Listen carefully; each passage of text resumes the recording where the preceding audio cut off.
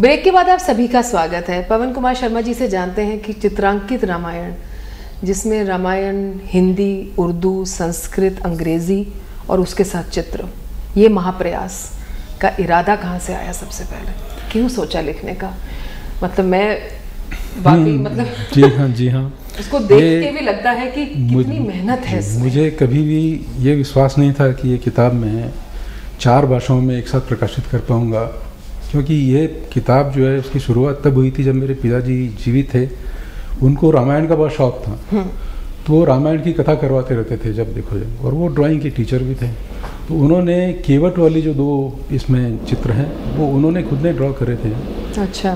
कि मैं ड्राइंग का टीचर हूँ और तुम साइंस के स्टूडेंट हो, तो जूलॉजी वगैरह में हमें वो बनाने पड़ते थे चित्र जानवर। सही बात है, तो वो फैक्चुअली करेक्ट भी हो जाता है। मुझे जो है वो कला तो हासिल थी स्केच करने का, तो मैंने उस समय से ये बनाने चालू करे। तो उन्होंने कहा हर इम्पोर्टेंट एपिसोड को ले लो तुम, हर इम्पोर्टेंट एपिसोड को लेकर के ये चित्र बनाओ। ये चित्र बनते बनते इतने साल लगे कि उसके बाद में इसको लिखने की फिर मेरी इच्छा एक समय के लिए कुंठित होगी, मैं दूसरी किताबें लिखने लगा। वाकई वो मैं कह रही हूँ ना कि इतना मेंटली भी इंसान कई बार लगता है कि क्या ये पूरा कर नहीं, बहुत मुश्किल काम था। हाँ। फिर काफ़ी सारी अधूरी रह गई थी। तो मैं जब कोटा में पदस्थापित था तो एक गूंगा लड़का था जो वहाँ पर आश्रम में रहता था। मेरी उनसे मुलाकात थी, मैं जाया करता था, सामान वितरित करने के लिए जाता था उनको। तो उससे मेरी मुलाकात हुई। वो भी बहुत अच्छा स्केच करता था पेंसिल से। तो उसको साथ लिया, फिर उसको साथ लेकर के बाकी बचा हुआ काम जो कंप्लीट किया। फिर उनको कंप्यूटर पे डाला मैंने, कंप्यूटर पे डाल के उनको डेवलप किया, उनकी शेडिंग करी, अच्छा बनाया उनको।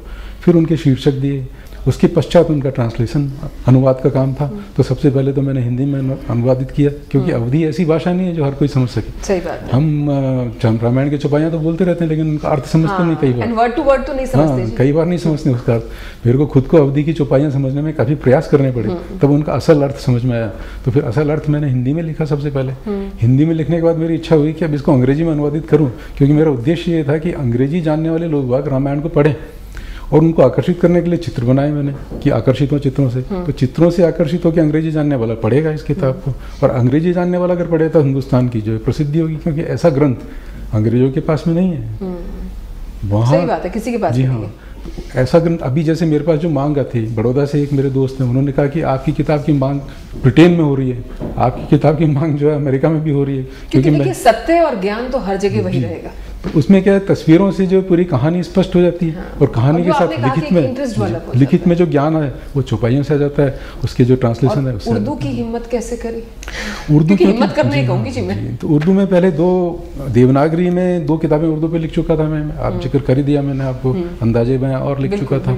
और उसके साथ ही मैंने शायर बेनज़ीर शायरी बाकमाल लिखी थी। तो मुझे तो देवनागरी में उर्दू तो पूरी आती थी, और मैं उर्दू पढ़ा हुआ भी था स्कूल में। तो मुझे इच्छा हुई कि अगर मान लो इसको मैं विभिन्न भाषाओं में बनाऊं, तो उर्दू भी एक ऐसी भाषा है जिसमें उसको बनाना चाहिए। और ये हिंदू मुस्लिम, हमारी तो गंगा जमनी संस्कृति है, तो हिंदू मुस्लिम दोनों इंटीग्रेटेड है हिंदुस्तान में। तो अगर मैं ऐसा कोई प्रयास करूंगा तो शायद मुझे और ज़्यादा ख्याति मिलेगी, मेरे प्रयास को और ज़्यादा प्रसिद्धि मिलेगी, और ज़्यादा लोग तक पहुँचेगी, और ज़्यादा लोगों तक पहुँचेगा। उन लोगों तक पहुँचेगा जो पढ़ते ही नहीं। जैसे हिंदी में रामायण पढ़ने के लिए किसी मुस्लिम को बोलो तो शायद वो मुश्किल से राजी होगा, लेकिन अगर उर्दू में और तस्वीर के साथ है तो जरूर पढ़ेगा, अवश्य पढ़ेगा। और एक दूसरे के धर्म को जानेंगे तो आपसी प्रेम बढ़ेगा। उसी उद्देश्य के साथ मैंने। तो आप खुद भी शायर हैं, कविताएं लिखते हैं? जी हाँ, पता चला गजल भी लिखी है आपने। हाँ, मैं लिखता हूँ, गजलें भी लिखता हूँ, कविताएं तो बहुत लिखी है मैंने। कविताओं के ऊपर तो एक संकलन में छापने वाला भी हूँ। कविताएं तो मैंने लिखना चालू किया तब जब मेरी पत्नी से मेरी शादी तय हुई, और उस समय हम लोग तकरीबन 1-1.5 साल का पीरियड, हमारा कोर्टशिप का पीरियड था। तब उनके लिए लिखा करते तो उनके लिए सबसे पहले कविताएं मैंने लिखी। मैं एक चीज़ देख रही हूँ, अभी एक बार आपसे आपकी गज़ल भी मैं सुनना चाहूँगी, लेकिन उससे पहले, क्योंकि देखिए वर्क का भी पूरा लोड है, आप इंडियन रेवेन्यू सर्विस में हैं तो उसका भी पूरा एक लोड रहता है, फिर परिवार के भी हैं, सोशल भी कॉजेज़ हैं, तो उसके साथ साथ इतने मेहनत रिटन वर्क्स, लिटरेरी वर्क्स करने में बहुत समय लगता है, बहुत फोकस जाता है जी वहाँ पे दिमाग का, बहुत एक आपकी दिमाग का एक आधा हिस्सा वहीं रहता है। तो फैमिली की कितनी सपोर्ट रही कि आप इतने बड़े, इतने अच्छे कार्य पूरे कर सके? नहीं, फैमिली की मेरी पूरी सपोर्ट रही। मतलब ये है कि मैं कभी भी फैमिली के मामलों को लेकर के उतना परेशान नहीं रहता हूँ, क्योंकि मेरी पत्नी भी अच्छी है, मेरे दोनों बच्चे योग्य हैं, और आपके काम को बहुत सपोर्ट करते हैं। वो मेरे काम को वो तो जब आपने बताया कि मैडम ने चौपाइयाँ और वो लिख के लाई सिलेक्ट करके आई तो हम उसी से समझ गए थे। तो इसलिए कोई वो, और समय की मैं बताऊँ आपको, समय तो अगर आप निकालना चाहें तो जो आपके पास 24 घंटे होते हैं उसमें से आप कुछ भी कर सकते हैं, असंभव कुछ भी नहीं है। क्योंकि जिन्होंने बड़े बड़े काम किए उनके पास भी 24 घंटे थे, और जिन्होंने कुछ नहीं किया उनके पास भी 24 घंटे थे। बिल्कुल सही बात है। रामायण में आपकी चित्रकारिता बहुत अच्छी है, तो आप सिर्फ स्केचिंग करते हैं? जी नहीं, मैं वास्तव में पेंटिंग ही करता हूँ, चित्रकारी ही करता हूँ, और वो भी मिनिएचर बनाता हूँ और फिलोसॉफिकल पेंटिंग्स बनाता हूँ। आप एक नमूना दिखा सकते हैं? मैं जैसे आपको दोनों का एक एक नमूना दिखाऊंगा। हाँ। ये मैंने जो ओम बनाया है, ये फिलोसॉफिकल पेंटिंग है। इसमें दो चीज़ें जो इटर्नल होती हैं वो दिखाई गई है, ईश्वर और प्रकृति। तो ईश्वर के रूप ओम में जो है ईश्वर को प्रतिपादित किया गया है, और जो 8 इसमें स्ट्राइप्स है उसमें प्रकृति को प्रतिपादित किया गया है। इसी को मैंने दूसरे प्रकार से बनाया है, वो इसमें है, दूसरा ओम है, इसमें से सीधी रेखाएं बनाई है, उसमें 8 रेखाओं को घुमाया है। द्विशाश्वत करके इनका टाइटल है, और ये गीता के ऊपर बेस्ड है कि ये दो चीज़ें जो है यही बुनियाद है सृष्टि की, कि जब ईश्वर यानी ऊर्जा और प्रकृति यानी पदार्थ मिल जाते हैं तो संश्लेषण होता है और सृष्टि बनती है, तथा जब पदार्थ ऊर्जा में परिवर्तित होना चालू हो जाता है तो केवल ऊर्जा शेष रह जाती है, ईश्वर शेष रह जाता है, और सृष्टि विलुप्त हो जाती है। इन दोनों पेंटिंग्स में दिखाया हुआ है।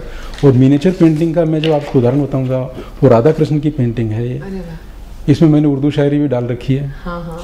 तो वो मेरा शौक़ है, तो मैं सब जितनी भी चित्रकारी बनाता हूँ उसमें टाइटल और या एक न एक कोई शेर जो है वो लिखता हूँ उनके ऊपर। बहुत ही सुंदर। तो ये मेरा शौक़ का जो है नमूना है, और इस पे पोस्टर और कैलेंडर बन चुके हैं दोनों। पवन जी, ये तो हमने आपकी चित्रकारिता और आपके लेखन का देखा, और अब आप एक बार हमें अपनी कोई गज़ल भी सुना दीजिए, जिससे कि इस कार्यक्रम को एक खूबसूरत सा अंत हम लोग दे सकें। कि कुछ और गुजर जाने दे रात, कुछ और ठहर जाने दे चाँद, कुछ और करेंगे हम बातें कुछ दौर गुजर जाने के बाद, कुछ और करेंगे हम बातें कुछ दौर गुजर जाने के बाद।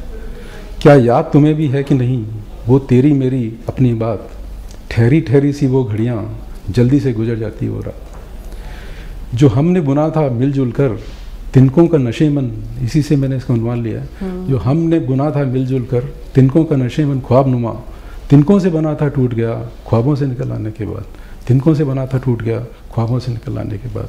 जो मैंने दुआएं मांगी थी, जो तुमने की थी फरियादें, वो सुनी गई न कबूल हुई होठों से निकल आने के बाद, होठों से निकल आने के बाद। बहुत खूब, बहुत खूब।